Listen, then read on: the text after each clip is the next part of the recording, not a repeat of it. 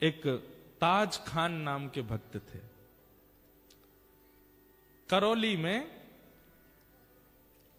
Post office में काम करते थे, चिट्ठियां इधर उधर पहुंचाने के। ये अच्छे मुसलमान थे। अच्छे मुसलमान मतलब जो इनकी परंपरा का नियम होता है, इतने बजे ये पाठ करना, ऐसे टोपी पहन के घूमना, इतनी बजे नमाज करने जाना, आदि आदि जो भी उनके क्रम होते हैं, वो सब नियम से करते थे। काली ताज खान दूर दूर तक वृंदावन से, ठाकुर जी से, श्री जी से कोई संपर्क नहीं, कोई संबंध नहीं, लेकिन स्वभाव अच्छा था, स्वभाव मीठा था, उग्र नहीं थे। बल्कि इन्होंने अपने डाकघर के जो मुखिया थे उनसे कह करके कि मुझे इतने बजे नमाज के लिए जाना होता, मुझे जाने दिया जाए, वो जाते थे। और जो भी इनके ग्रंथ होते हैं उनको पढ़ते रहते थे, खूब अच्छे से अपने धर्म का पालन करते थे। लेकिन मदन मोहन जी बड़े टेढ़े ठाकुर, इनके मन में आ गया कि इसको अपना बनाना है मुझे। एक बार एक चिट्ठी आई मदन मोहन जी के गोस्वामी जी की, और ये चिट्ठी बांटने यही जाते थे सब जगह। तो जैसे ही ये मदन मोहन जी के गोस्वामी जी की चिट्ठी लेकर के जैसे ही सीढ़ी चढ़ने लगे ऊपर, तो द्वारपाल ने इनको वहीं रोक दिया। बोले क्या बात है, क्यों चढ़े आ रहे हो ऊपर? बोले अरे भैया हम डाकघर से आए हैं, चिट्ठी है, गुसाई जी की चिट्ठी देने आए हैं। बोले आप यहीं रुक जाओ, हम गुसाई जी को बुला के ला रहे हैं, भीतर मत आना। हाँ नहीं आ रहे, हमको भी कोई शौक नहीं अंदर आने का, यहीं खड़े हैं, बुला दो। अब वो द्वारपाल भीतर गया, पीछे जाकर के जाने ऐसी कोई क्या व्यवस्था उसको लगी, वो वहीं व्यस्त हो गया उसको करने में, गुसाई जी को बुलाना ही भूल गया। अबे बाहर खड़े खड़े प्रतीक्षा करें, दोपहर हो रही है, इतनी तेज धूप पड़ रही है, अभी तक आए नहीं। थोड़ी देर प्रतीक्षा करने के बाद इन्होंने द्वार खोला, मंदिर का मुख्य द्वार बाहर वाला खोला, खोल करके भीतर प्रवेश कर गए। डर तो रहे थे कुछ हो नहीं जाए, इधर उधर देखा, गुसाई जी, अरे भैया द्वारपाल कहां हो, चिट्ठी हम लेके खड़े हैं, ले तो जाओ। कोई प्रत्युत्तर नहीं देवे। तभी इन्होंने देखा कि हवा से, हवा के भाव से एक खिड़की, मंदिर की एक खिड़की कभी बंद होती है, खुलती है। तो इन्होंने सोचा अंदर बोल के देख लेता हूं, इसके अंदर झांक के बोल देता हूं, कोई होगा तो आ जाएगा। ये जैसे ही गए, खिड़की खुल रही थी, बंद हो रही थी, खुल रही थी, बंद हो रही थी। जैसे ही इन्होंने वहां अंदर झांक करके भीतर, गुसाई जी बोला ही और नेत्र खोल करके देखा तो सामने मंदिर में श्री मदन मोहन जी का इनको दर्शन हुआ। त्रिभंग ललित ठाकुर जी खड़े हैं और मंद मंद नेत्रों से, वैसे तो मूर्तिमंत ठाकुर जी ऐसे ही रहते हैं, लेकिन जैसे ही इन्होंने भीतर झांका तो ठाकुर जी इनको देख करके अपने नेत्र मटकाने लगे, ऐसे ऐसे करने लगे और बार बार ऐसे पलक झपकाने लगे। ये देख करके ये तो वहीं धड़ाम से गिर पड़े। अब तो इनके मन में वही भाव चले, ये कौन था? ऐसे कमल जैसे कटाक्ष नेत्र, ऐसी सांवली सूरत, ऐसे टेढ़ा सा ये पैर, ये टेढ़े से ये हाथ, ये पीतांबरी पहना, मुख पे वंशी धरे, ये कौन है ये? इन्होंने जैसे तैसे अपने आप को उठाया, जैसे ही पुनः चढ़ने लगे, इतने में ही द्वारपाल आ गया। ए, तुमको मना किया था भीतर मत आना, तुम भीतर घुसे चले आए। भैया तेरे हाथ जोड़, एक बार देखने दे, मैं चला जाऊंगा, मैं मेरे को नहीं आऊंगा, दोबारा नहीं आऊंगा, एक बार देखने। बोल बिल्कुल नहीं, निकलो यहां से बाहर। जैसे किसी प्यासे को 2 बूंद पानी पिला करके पानी दूर कर लिया जाए, वो स्थिति हो गई। चिट्ठी देकर के द्वारपाल को ये तो चले गए, लेकिन मन चुरा लिया ठाकुर जी ने। मेरो मन गिरधर छवि पे अटक्यो। काले खां चले गए, लेकिन अब चल रहे हैं तो भी नेत्र बंद करते हैं तो वही स्वरूप दिखाई दे रहा है। वो नेत्र अपने ऐसे ऐसे मटका रहे थे, वो अनुभव आ रहा है। एक जगह बैठे रह जाते हैं, सोचते रहते हैं ये कौन था, ये ग्वारिया बालक कौन था, ये सांवरा सलोना कौन था। आज तक कभी अपने नमाज के समय में, अपनी दिनचर्या में कभी बदल फेर नहीं हुआ, लेकिन अब करने कुछ और जाते हैं, करने कुछ और लग जाते हैं। स्थिति आपे से बाहर चली गई। अब तो ये मदन मोहन जी के मंदिर की जो सीढ़ियां थी, वहां से जब निकलते तो नीचे से देखते रहते, कब बुलाएंगे मुझे, कब स्वीकार करेंगे मुझे, कब दर्शन देंगे मुझे। बहुत दिन तक प्रयास किया कि ये मुझे कैसे भी ऊपर बुला लें, एक बार अपनी रूप छटा दिखा दें, लेकिन ठाकुर जी तो उनका स्वभाव है तड़पाना। जब नहीं दर्शन हुए तो एक दिन काले खां ने कसम खा ली, बोले ठाकुर जी या तो मुझे दिख जाओ, या तो मुझे मिल जाओ, नहीं तो मैं अनशन व्रत पर बैठ रहा हूं, मृत्यु पर्यंत प्राण त्याग दूंगा। ऐसी स्थिति हो गई। धीरे धीरे अपना काम छोड़ दिया, परिवार वालों से दूर रहने लगे, अपने नियम क्रम सब से बिल्कुल ना इधर के रहे ना इधर के, बीच में आ गए बिल्कुल। स्थिति अवर्णनीय हो गई। एक दिन, 2 दिन, 3 दिन व्यतीत हो गए भोजन किए बिना। 3 दिन बाद श्री मदन मोहन लाल जी को बड़ी दया आ गई। बोले कि भूखा प्यासा बैठा है। अब ये भी तो बात है कि जैसे हम लोगों को तो पता है कि ठाकुर जी को मनाना है तो हम कथा में चले जाएं, ठाकुर जी को मनाना है तो संतों को भोजन करा दो, ठाकुर जी को मनाना है तो परिक्रमा करे आओ, ठाकुर जी को मनाना है तो यज्ञ कर लो। अब काले खां को तो कुछ पता भी नहीं है, वो तो जाति धर्म से भी अलग है, उसको पता ही नहीं है क्या करना पड़ता है ठाकुर जी को रिझाने मनाने के लिए। उसके पास यही तरीका था, ठाकुर जी के आगे कसम खाली, बोले मैं प्राण त्याग दूंगा, मुझे मिलो नहीं तो। 3 दिन जब बीत गए बिना कुछ खाए पिए, तो रात में जब मंदिर बंद हुआ, मंदिर बंद होते ही सब गुसाई आदि सब चले गए, सुश्री मदन मोहन लाल जी अपने गहने जेवर आदि सब उतार करके एक सामान्य से ग्वारिया का रूप धारण किया।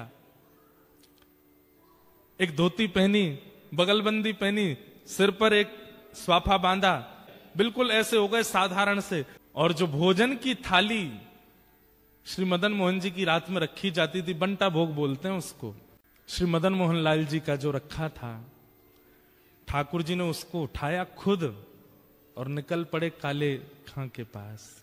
यहां पर मरणासन अवस्था में काले खां बैठा है, गला सूख गया है, आंखें मरने को हो रही हैं, और उस समय पर द्वार पर दस्तक होती है, खटखटाने की आवाज आती है। काले खां जैसे तैसे खिसक करके जाता है, जैसे ही द्वार खोलता है तभी सामने देखता है एक नन्हा सा कुमार बालक, आयु होगी 8-9 वर्ष की, सिर पर स्वाफा बांध करके और ऐसे कमर पर अपने थाली लेकर के और दूसरे कमर पर हाथ धर के द्वार पे आके खड़े हो गए और आकर के बोले, तुम्हारा नाम काले खां है? काले खां बोले, हाँ भैया मेरा नाम काले खां, पर तुम कौन हो? और ये इतने सुंदर हो, इतने प्यारे हो, तुम्हारी मैया नहीं है, तुम्हारे पिताजी नहीं है जो आधी रात में तुमको अकेला छोड़ दिया? अरे हम देखने में छोटे लगते हैं, वास्तव में तो श्री मदन मोहन जी मंदिर के हम टहलुआ हैं, रात भर चौकीदारी करते हैं। डोल डोल टहलुआ कहते हैं जो टहल टहल करके रखवाली करे। कई लोग होते हैं ना, उम्र तो बड़ी होती है दिखने में, वही है हमारा भी, उम्र तो हमारी बहुत है। कितनी उम्र होगी? बोले गिन नहीं पाओगे, 2-3 हजार साल के तो हैं हम। तो काले खां बोला मजाक कर रहा है भाई, छोटा बालक है, बड़ी बड़ी बात कर रहा है। अच्छा भैया मदन मोहन जी मंदिर से आए? बोले हाँ। क्यों आए? बोले को वहां के जो गोस्वामी जी है ना, पता नहीं उनके मन में क्या बात आई, मेरे को आकर के थाल पकड़ा दी और बोले जाओ जाकर के काले खां को प्रसाद दे आओ, बोल दो मदन मोहन जी ने प्रसाद भेजा है।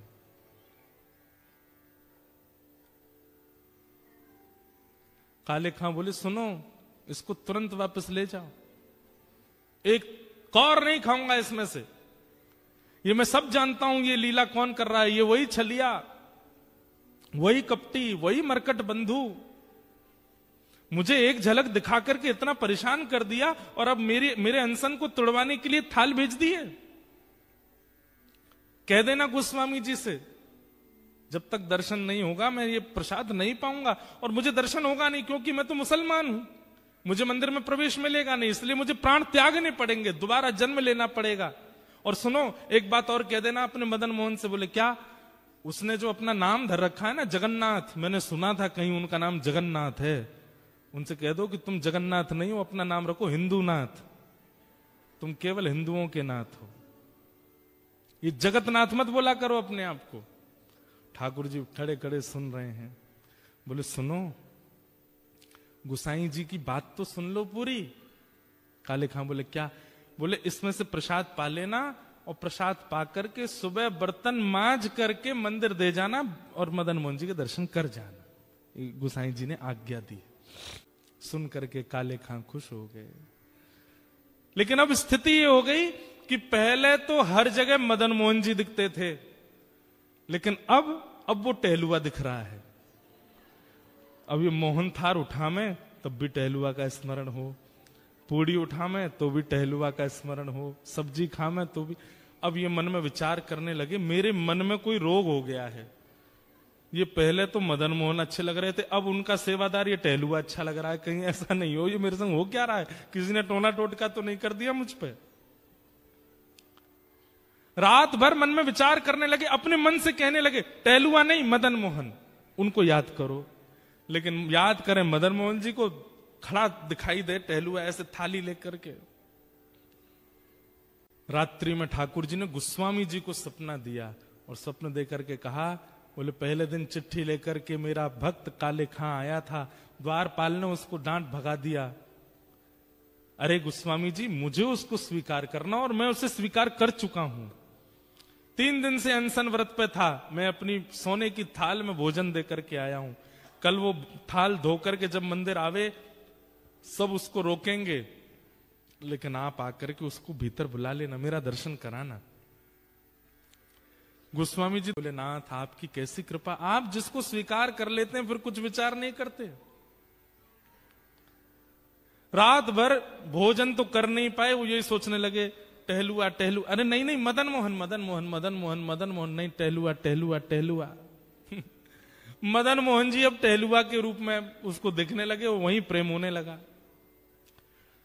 सुबह उठ करके सारी सामग्री साफ करी, पूरी थाली साफ करके बोला भैया गलती हो गई, मेरे तो मन को कोई रोग हो गया है, मैं जाके गोस्वामी जी को थाल दे दूंगा, बोल दूंगा मदन मोहन जी नहीं चाहिए, अपना टहलुआ दे दो, मैं तो उसी को दिखता रहूंगा।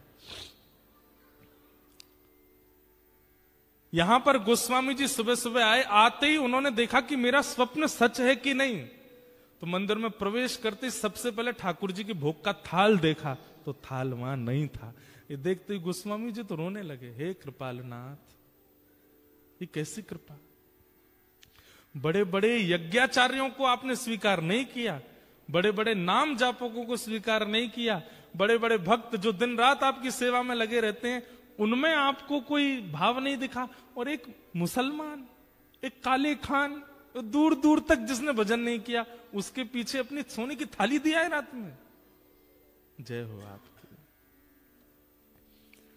गोस्वामी जी प्रतीक्षा कर रहे हैं कब आएगा काले खान, लेकिन काले खान को तो अब गिल्ट फील हो रहा है भीतर से कि पहले प्रेमी कोई और था, अब प्रेमी कोई और हो गया है, अब तो मुझे टहलुआ चाहिए, अब तो मदन मोहन जी नहीं चाहिए।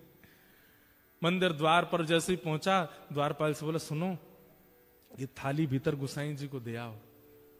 थाली तेरे पास कैसे आई? बोले कि उनको बोल देना रात में उन्होंने भिजवाई थी मेरे लिए टहलुआ के द्वारा। बोले कौन टहलुआ?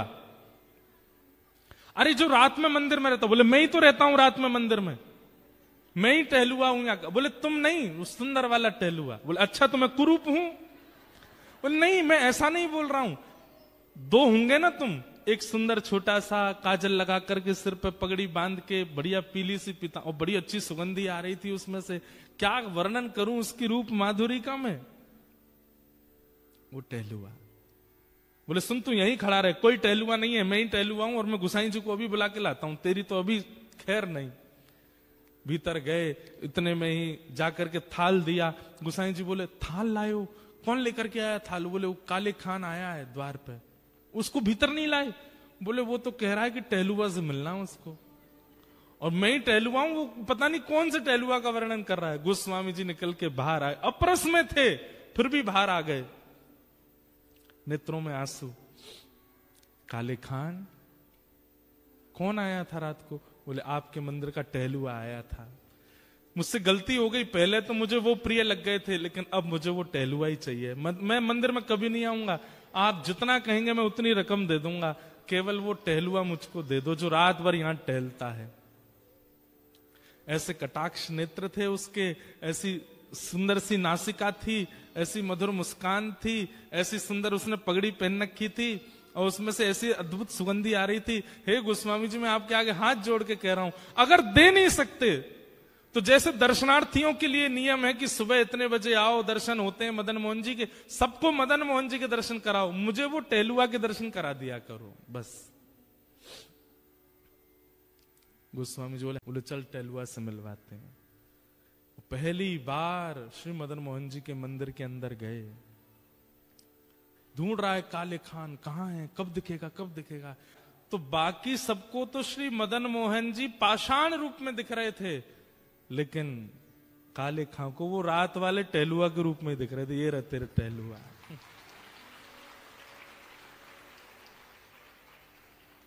नेत्र सजल हो गए। वो सजल होकर के बस उसी दिन मदन मोहन जी के श्री चरणों को प्रणाम किया। बोले स्वयं ठाकुर जी टहलुआ बन के आए मेरे घर पे, इतना श्रम किया और जीवन भर के लिए श्री मदन मोहन जी के दास बन गए। कौन? काले खां।